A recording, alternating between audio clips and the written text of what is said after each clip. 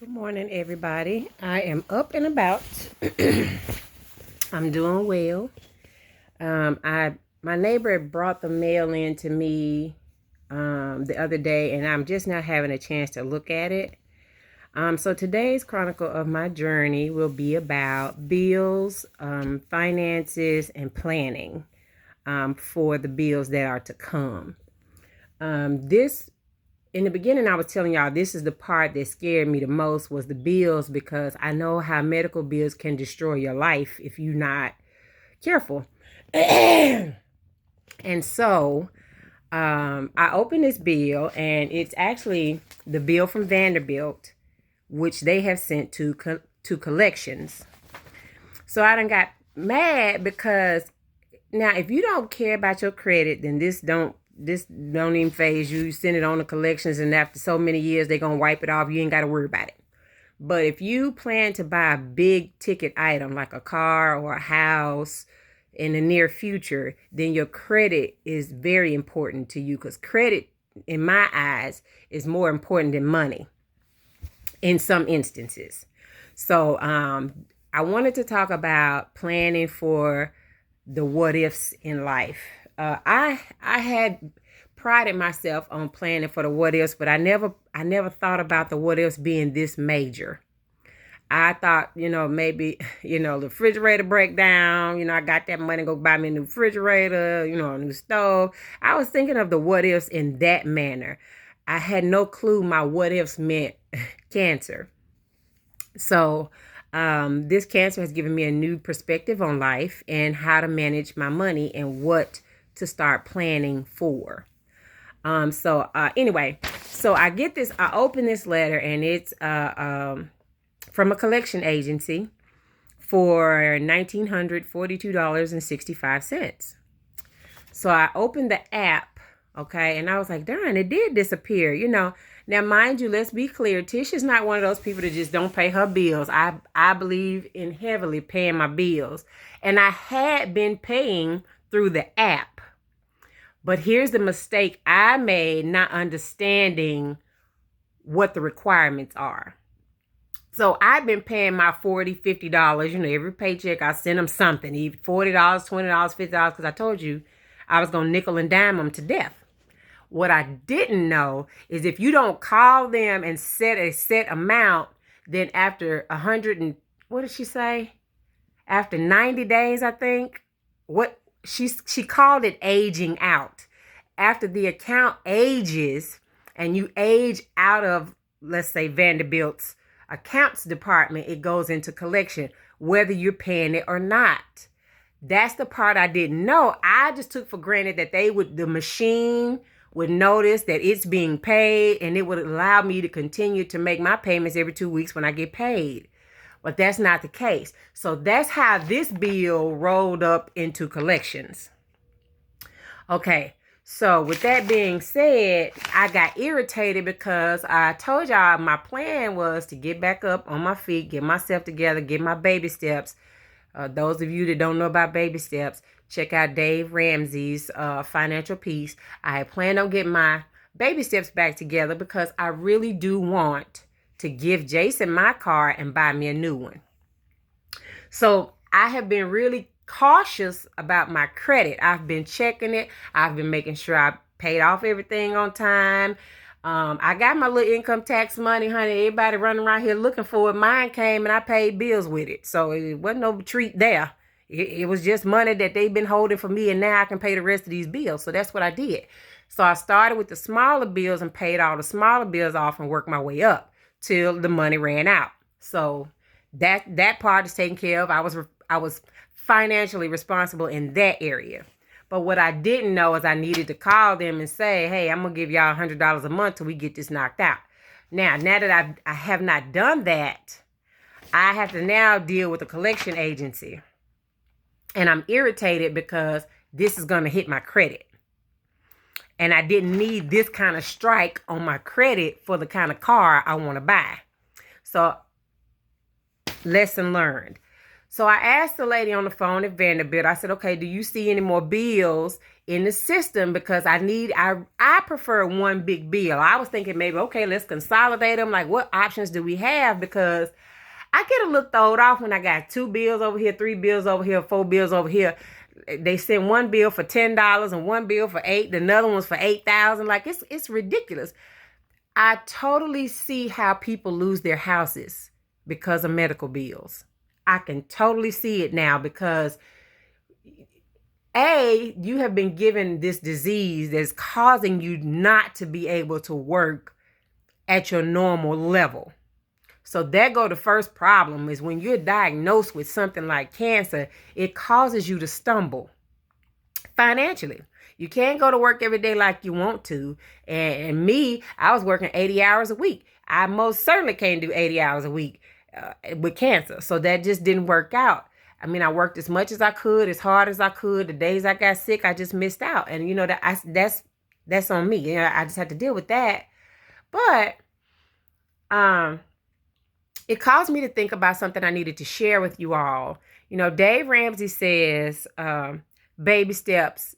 Please look this up because I might mess this up. But in my head, I got my baby steps. You're supposed to have 6 months of living expenses saved up.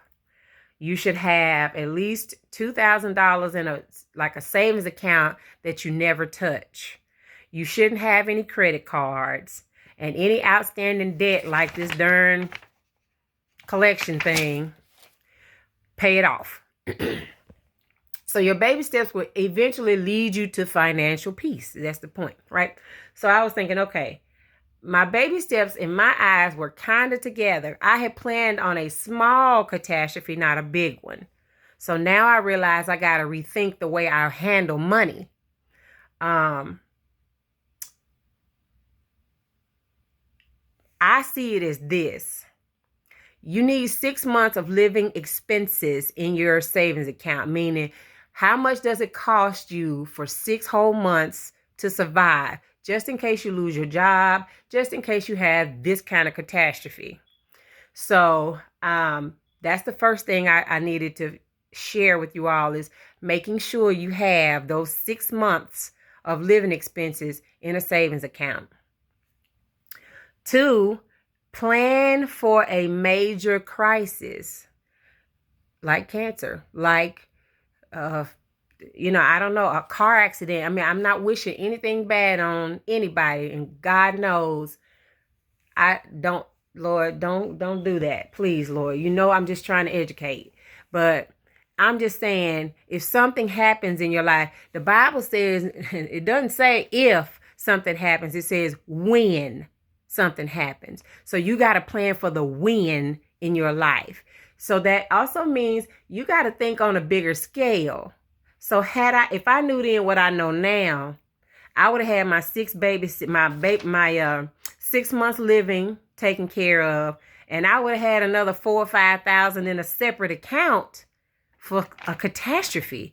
Because now what this means for me is now I got to scramble to pay this person, this person, this person. When really I should have had the money in a separate account saved. But I was thinking refrigerator, microwave saved. Not refrigerator, refrigerator, stove. And I was thinking small. I was thinking really small like this. Again, I just never thought this would happen to me. And so now you got to be vigilant about your finances. So put those things in place and plan for the major. And this is money you put up that you don't tell nobody. For those of you that are married, I think you should have $5,000-$6,000 that your husband or your wife don't know about, that you don't touch. Because if you're living in a house and your house requires both incomes to survive, so if it takes both of y'all checks to live, then you need money hidden away just in case they lose their job, so that you could carry the weight for that extended period of time until they get another job, till they get back on their feet. And Dave Ramsey's statistics say that takes about 6 months to find another job. So, and I know you're not supposed to hide anything from your husband, but finances is one of the major contributors to divorce, that and cheating, and we can name the whole gamut.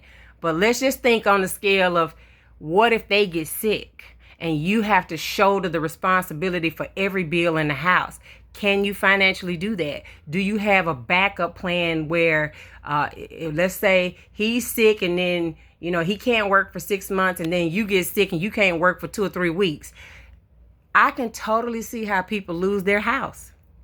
So anyway, I called the lady. I'm just saying, guys, plan, think ahead, look to the future.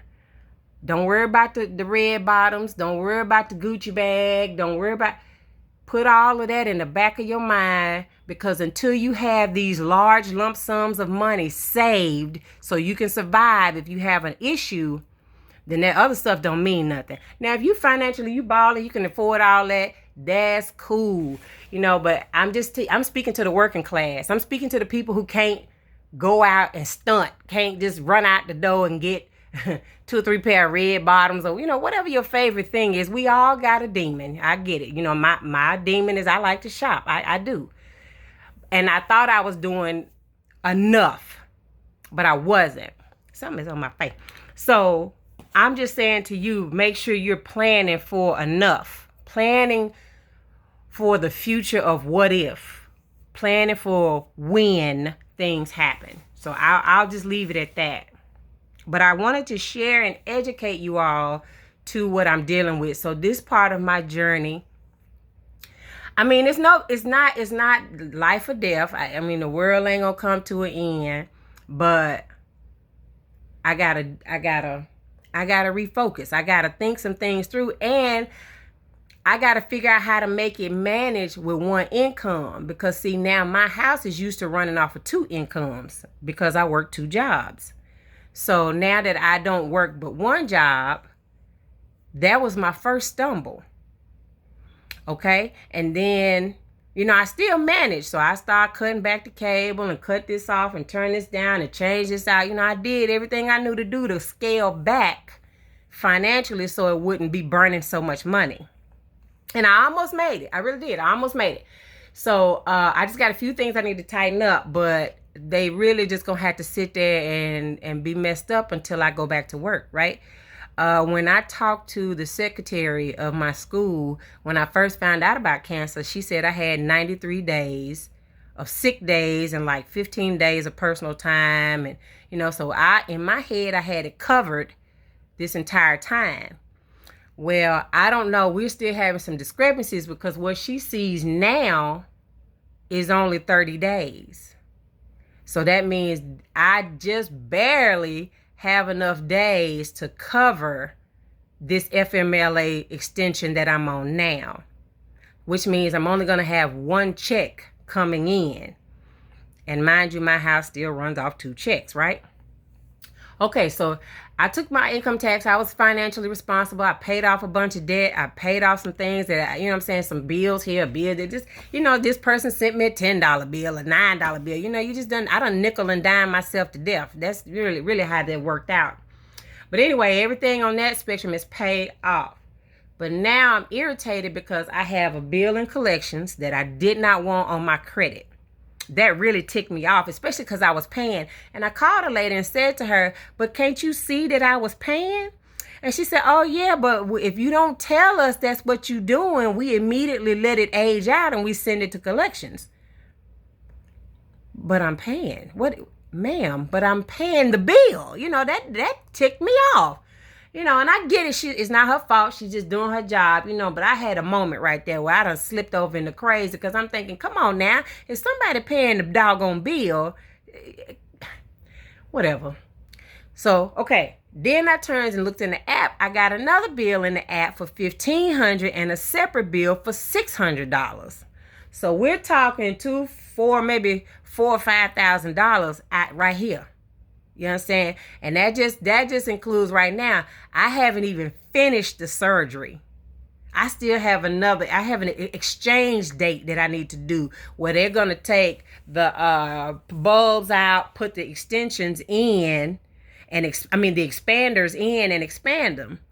And then as they get bigger and bigger, I go back every week, they'll make them bigger and bigger. But that's just, again, that's the journey ain't over. And I'm already looking at about $5,000 in debt.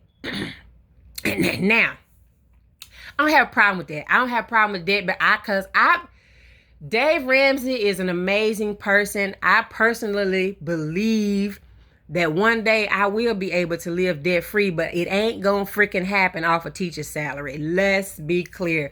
Teachers can barely pay the light bill and they rent. We don't make no money. And then they tell you to go back to school and get another degree. And that degree gonna give you another $1,000 when you done paid $10,000 for the degree and you only got $1,000 raise. It's not even equal to what they're telling you should be doing. So it won't happen like I wish it could, right? So I'm just having to readjust some things. And I thought about you all because I said, my friends, I can look up my friends' timeline. They popping bottles. They turning up, honey. The kids is shopping. They doing a whole bunch. Let me say to you those of you that are still waiting on your income taxes, save that money. Don't give that money to no man. I don't care how fine he is, honey. I don't care what he promised you. What you got to do is prepare for the win. If you got debt, take your income taxes and pay that debt off. Because what you don't want looming over your head is debt. The fact that you owe somebody money. And if you're like me, I don't like to owe one company 7 or 8 different ways. You know what I'm saying? The pharmacist be sending $10 bill, $10 checks. You got Dr. Higdon, he got his $1,000. You got Dr. Growl, she got her $1,600. You know what I'm saying? It's just 7 to 8 people that you owe. So now you got to figure out how to pay them all. And that's just a lump sum of money coming out of your check that you can't manage. So I learned today, if you have bills, go ahead and call them and make an arrangement. And from what I understand, you could even tell them, I'm going to give you these $5 a month. And that's what you send in every month is your $5. And you do it consistently without fail. You have managed your end of the deal. Excuse me. So today, I encourage you to save your income tax money. Those of you that want to buy a house, the bank requires that you have a lump sum of money in the account that you haven't touched for at least 6 months. So if you plan on buying a house anytime soon, take that income taxes, put that in a savings account and don't touch it. If you're not in that situation and you ain't got nothing to worry about, go ahead and borrow, honey. Go do whatever you gonna do with the money because it is here and it's gone. But just be mindful that the win in life is coming. And you got to be ready.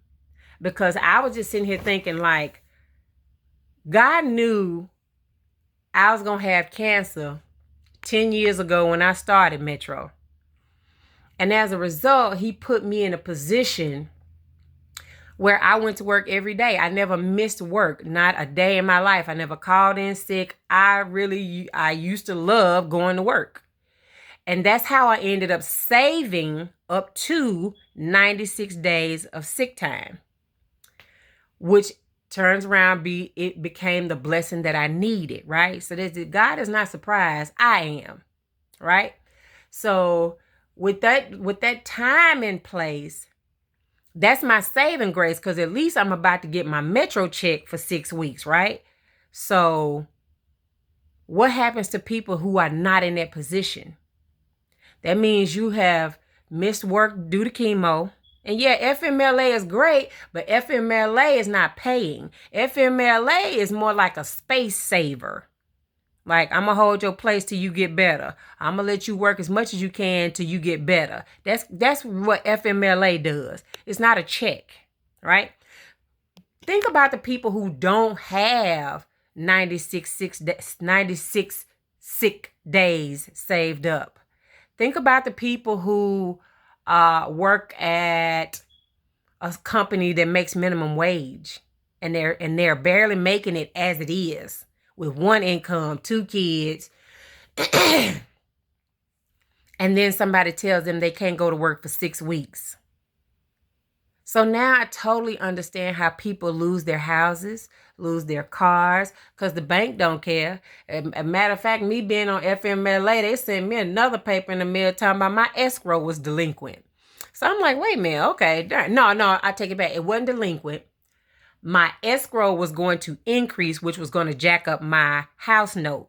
And so I've talked to the bank and told them that when the insurance company sends that kind of information over, I want to pay the escrow differences because I want my house note to stay the same. I don't want my note to increase. So whatever lump sum I got to pay, I'm willing to pay that. So this year it was $137. So I had to send them a check for that to cover the escrow monies. Okay, so we got that taken care of, but let's just say I didn't have 96 sick days. Let's just say I wasn't able to work at all because some people have a really bad reaction to chemo. Some people start off with chemo and then have to go to radiation, and radiation sure enough shut it down. So my prayer for you today, I pray that you take away, plan for hell. Plan for when hell breaks loose. Plan for, oh my God, I can't believe this is happening. Plan for, not me. Me? You sure them is my lab results? Those are the things that you gotta plan for, guys. And a lot of you, like my mom, and I know I'm not bashing my mom at all, but my mom never sat me down and taught me about money. I didn't learn about money till I screwed over a lot of it. And that's when I started to wake up and understand, oh, okay, well, money don't work like this right here. We gotta change the narrative. So if you're not well versed in money, if you have never been taught how to save, how to manage, those type of things, I do highly suggest check with Mount Zion, because they do offer the class there. Check with Dave Ramsey's website. Check out Financial Peace, because that's when I really got serious about being an adult, being financially responsible, and having money available when I need it or I have a crisis or stuff like that. I just didn't plan big enough, right? So I'm saying this to you all so that you can sit down, talk to your spouses, your boyfriend, your mate, your boo. And if they are financially irresponsible, then it has to be up to you to be the financially responsible one. You have to have those things in place to save yourself. I hate to say this because you ain't supposed to let whatever come out your mouth, the Lord gonna hear it and be it. But I got some concerns about 45 in this next election. I really do. So what that means is 45 ain't gonna care nothing about you. He's trying to take everything away from you that's put in place to save you. You got to save yourself. There is no aid. And a lot of people say, well, ask the church. I go to a mega church. At one point I did good because I didn't even realize Bishop Walker knew my face. But he knew my face because I was in the choir. But if I walked up on him now, he wouldn't have a clue who I was. And yeah, you're supposed to go to the church for help. But I look at it like this. As long as I'm able-bodied, then I don't need the church. I feel like the church is for people who are real indigent. And I'm going to bounce back from this. I'm just educating you all to what I learned and how I mess myself up. I'm responsible for me. I'm responsible for everything that my household needs. And I just stumbled. So it's okay to stumble, but take these words from me and plan better than I did. Plan financially to save yourself. A lot of people at one point in time, I used to think my family thought I was rich. Like, I really think they thought I was rich. And I used to be like, I'm a teacher. I ain't rich. But, I said that to say I took those thoughts and did the responsible things financially. So I was on track. I was doing the right thing. I just made a stumble. And now this stumble is about $6,000, which is exactly what I said I was scared of gonna happen.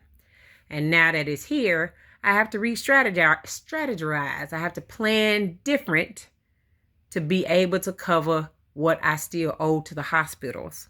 Because it's no doubt it's debt that I have acquired for myself, right? I just need to figure out how to get back on track, right? So that's what I want you to do, is stay on track and plan for the what if in life, okay? Anyway, I love you. Have a good day. Go put that money in a savings account. Don't touch it. Put some money in your child's. I think it just requires $100. Put some money in your child's account and don't touch it. You got to plan for their future. You got to leave an inheritance for your children, not debt. So we got to start rethinking how we handle money and what we're doing with our finances, because buying shoes and clothes is going to mess us up in the long run. Especially if we buying shoes and clothes and we don't have a nice nest egg somewhere in a savings account and some money for the bills in a checking account and then some money for the kids in their little savings account. Jason, I'm working on teaching him financial responsibility, right? So it's kind of hard with a teenager because he looks at credit cards like free money. He doesn't understand that they have to be paid back. So those are the conversations you have to have before you send your children to college. Because as soon as they get in their dorm room, they're going to have 6 or 7 credit card offers waiting on them. They want them to jump into that debt. They want them to max out them credit cards because they realize that if you got a $4,000 credit card, it's going to take you 5 or 6 years to pay it off. If you paying the minimum balance, you're going to owe them forever, and that interest is going to kick your ass. So, teach your kids about that kind of stuff. Teach them how to avoid using credit cards. You really shouldn't even have but one, maybe 2 if you got to have one, right? So have those conversations, y'all. All right. Have a great evening. Bye.